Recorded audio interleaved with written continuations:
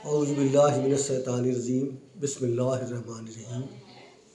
मैं EPCA foundation के तमाम ओहदेदारान को दिल की गहराइयों से मुबारकबाद देता हूँ कि उन्होंने शुहदाए मशरक़ी पाकिस्तान 16 दिसंबर को पूरे पाकिस्तान में जोश व खरोश से मनाया और अफ़वाज पाकिस्तान का भी शुक्रिया अदा किया कि उन्होंने हमारे साथ मेहरबानी की, शफ़क़त फरमाई और फरमाते उन्होंने वादा किया है कि वो हम पर हमेशा मेहरबान रहेंगे। दरअसल हमारे बिहारियों की नस्ल कशी तो 25 मार्च से शुरू हुई थी, जब EPR और बंगाल रेजिमेंट ने बगावत की और उसकी हिमायत में मुक्ति बाहिनी के रूप में इंडियन आर्मी मशरक़ी पाकिस्तान में दाखिल हुई। उन्होंने 25 मार्च के बाद बिहारियों की आबादी जो थोड़े थोड़े थे उनको सफ़े हस्ती से मिटा दिया। उसके बाद उनके इमलाक को लूट लिए गए, जगह जगह कत्लगाह बनाया गया और कुछ छोड़ा नहीं। फिर एक घड़ी आई कि अफ़वाज पाकिस्तान ने हमें तहफ़्फ़ुज़ दिया और बिहारी कौम का हर फर्द, खा बच्चा, खा बूढ़ा, खा जवान, अफ़वाज पाकिस्तान का हमराही बना, क्योंकि हमारे पाकिस्तान हमारे पुरखों की अमानत है और इस अमानत की हिफाजत के लिए 7.5 करोड़ के मुकाबले में 7.5 लाख बिहारियों ने पाकिस्तान जिंदाबाद का नारा लगाया।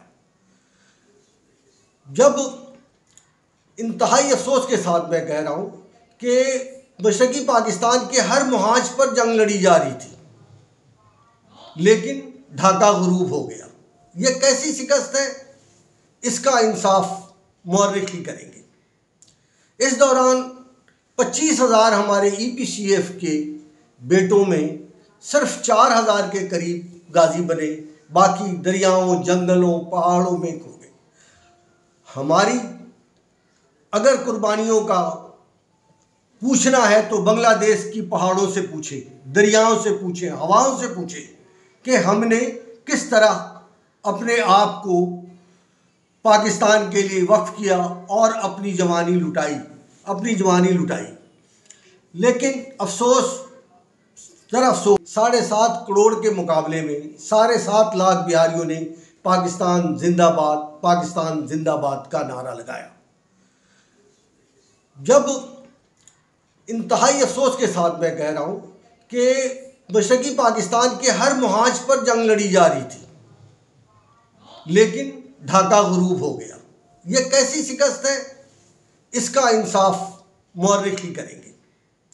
इस दौरान 25,000 हमारे EPCF के बेटों में सिर्फ 4,000 के करीब गाजी बने, बाकी दरियाओं, जंगलों, पहाड़ों में खो गए।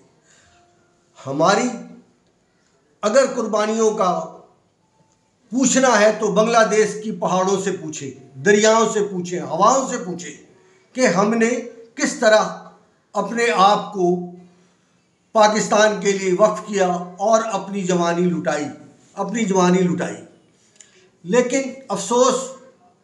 अफसोस है कि उस वक्त हुकूमत और ना ही मीडिया ने हमारी कुर्बानियों को उजागर किया।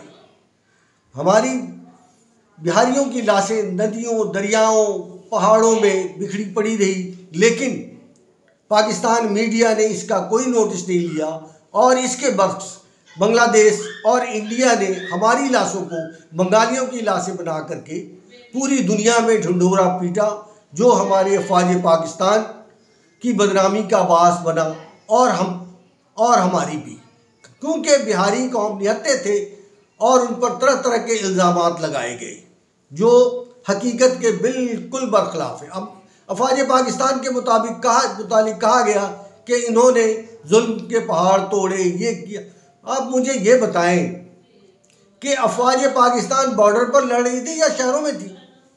अफ़वाज पाकिस्तान का हरावल दस्ता EPCF थे, जो 25,000 में सिर्फ 4,000 जिंदा बाकी बचे, बाकी सब साथ शहीद हो गए। अगर आज भी आज भी बांग्लादेश की पहाड़ों से पूछें, जंगलों से पूछें, दरियाओं से पूछें, वो हमारी सब्र का इकरार कर रहे होंगे और हमारे जज्बों का एहतराम करते हैं कि वाकई वफापरस्त लोग हैं जिन्होंने जान दे दी लेकिन अपने उसूल से इनहराफ नहीं किया। आखिर में मैं अफवाज पाकिस्तान का भी शुक्रिया अदा करता हूँ और अपने तमाम EPCF फाउंडेशन के अहदेदारों का शुक्रिया अदा करता हूँ। वमा अलैना इल्लल बलाग।